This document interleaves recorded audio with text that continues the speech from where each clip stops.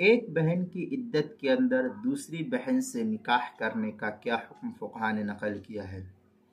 چنانچہ ایک بہن کو طلاق دی تو جب تک اس کی عدت پوری نہ ہو اس کی دوسری بہن یا کسی اور محرم عورتوں سے نکاح جائز نہیں ہوگا مرد کا۔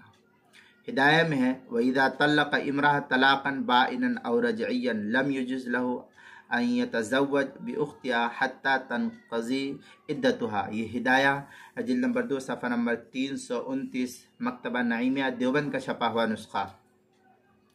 البحر الرائق کی تیسری جلد صفحہ 102 بدائع الصنائع جو زکریا بک ڈپو دیوبند کا ہندی نسخہ ہے اس کی دوسری جلد صفحہ 541۔